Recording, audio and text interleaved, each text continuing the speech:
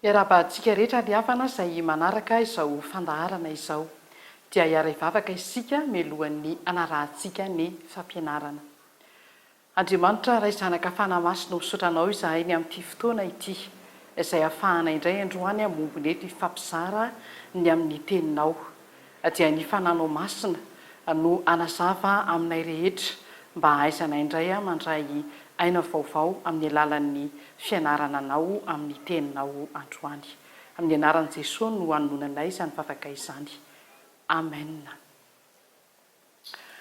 Androantsika ry havana dia hiaraka andinika ihany ilay hoe Andriamanitra atahoana ny zanantsika dia ny hojerentsika amaranana azy androany dia hianatra isika mahakasika fihetsem-po anankiray. Fihetsem-po anankiray izay mavesatra be ho an'ny zaza eo amin'ny adolatsento moa izany fa tsy zaza kokoa raha ny marina eo amin'ny 9 ka hatramin'ny 12 taona. Saingy tsy ho azy ireo ihany intsony ity resaka fianarana mikasika ny fihetsem-po anankiray ianarantsika avy amin'ny soratra masina ity anio fa ho antsika rehetra mihitsy.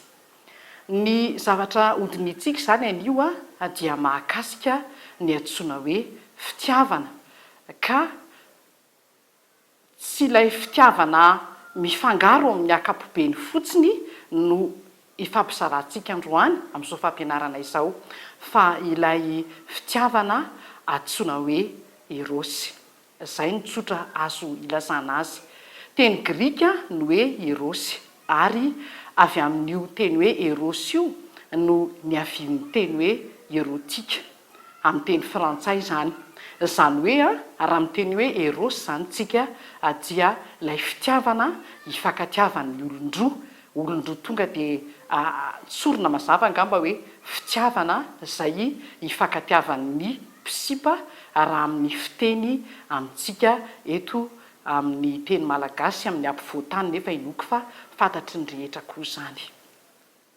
Raha fitiavana aloha ny resahana ry havana ara-tsoratra masina dia voambolana anankefatra no hitantsika ilazan'ny soratra masina izany. Misy le nambara teo izany hoe Eros izay ilazana fifankatiavan'ny mpifankaty antsointsika hoe mpisipa.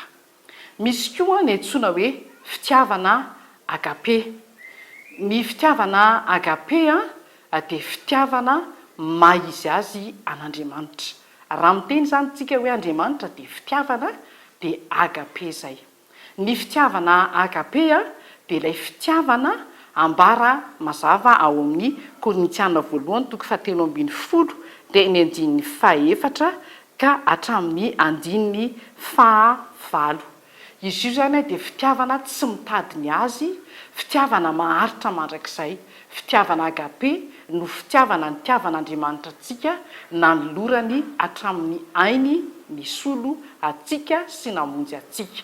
Ary raha miteny Jesosy manao hoe didy vaovao no omeko anareo dia mba hifankatiavanareo. Eny aoka ho tahaka ny tiavako anareo mba hifankatiavanareo koa dia fitiavana agape izay nampianarina eo izay. Ilay fitiavana maharitra, ilay fitiavana mamonjy, ilay fitiavana manarona ny fahotana rehetra, fitiavana mahandriamanitra n'Andriamanitra ary ny zanak'Andriamanitra rehetra izany dia izay fitiavana agape izay ananany ho azy avy eo amin'ny fanamasina. Misy koa izany ny antsoina hoe filia. Ny filia indray dia ny fifankatiavana hifankatiavan'ny mpinamana. Tsy mitovy mihitsy amin'ny Eros io. Ny Eros fitiavana hifankatiavan'ny mpifankaty, mbola ho resahantsika rehefa avy eo. Fa ny filia dia fitiavana hifankatiavan'ny mpinamana. Ny fitiavana hifankatiavan'ny mpinamana moa dia fitiavana mila tambiny koa. Fitiavana tsy hoe mitady ny azy fotsiny fa tena tsy maintsy hoe rehefa tsy namako moa ianao izany dia tsy mpinamantsika, tsy maintsy fitia mifamaly izay filia izay. Ary ny karazana fitiavana fahaefatra voalaza amin'ny soratra masina dia ny antsoina hoe sorge. Ny sorge indray izany dia ilazana ny fitiavana hifankatiavan'ny ray aman-dreny sy ny zanaka. Fa iverintsika amin'ilay horesahantsika eto androany dia ilay antsoina hoe Eros. Izy io izany dia fitiavana hifankatiavan'ny mpifankaty ho isika teo. Fitiavana voajanahary koa izy io, karazana fihetsem-po anankiray izay everin'ny mpandinika ara-tsaina fa rehefa manomboka eo amin'ny adolatsento ny ankizy, manomboka eo amin'ny fahasivy taona eo zany, dia taitra ao aminy ao ny Erosy. Ny Erosy ry havana dia fihetsem-po anankiray mahery vaika, voajanahary ho isika teo, noharian'Andriamanitra mba hanakona ny masonao tsy ahita afa-tsy olona anankiray mba ho vadinao.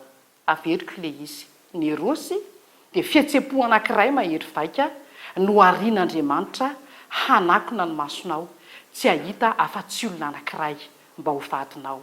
Hitantsika hoe na misy olona be deaibe mandehandeha reny dia misy anankiray le teneninao hoe ianao le fidiko ao anatin'ny arivo, ianao no antony fiainako. Izy ilay olona izay hivononanao hoe na 20 taona mahery aza teo amin'ny ray aman-dreny dia hiaraka aminy andeha hanorina tokantrano. Fitiavana mahery vaika izy io no foronon'Andriamanitra ho ahy teo, saingy mila fitandremana koa satria dia mazana ampiasain'ny devoly izy io. Dia izay mahatonga antsika lasa mifandratra sy mifanimba amin'ity resaka Erosy ity. Manahoana moa fisehon'ny Erosy? Amin'ny maha-mahery vaika azy izay dia manova zavatra be deaibe izy io. Raha eo amin'ny ankizivavy zany zao ohatra, rehefa taitra ny Erosy eo aminy ao, dia iny olona iny foana le mahataitaitra azy iny, na mikipy aza ny masony, dia iny foana no ao anatin'ny sainy sy ny eritreriny ao. Rehefa taitra ny Erosy eo amin'ny ankizivavy dia raha taloha ohatra indray mandeha izy no mijery fitaratra. Rehefa taitra ny Erosy ataoko hoe 50 angamba raha kely, miverimberina eo amin'ny fitaratra eo ihany, manamboatra volo, manamboatra paozy, manamboatra fekanjo, eny na lantopeo aza dia miova rehefa taitra ny Erosy. Resaka vita tsotsotra dia tsy maintsy asiana fiangolangolana, miroule air hafahafa, manao intéressant toy izy tsika. Izay raha jerefantsika eo amin'ny andavanandro Erosy reny.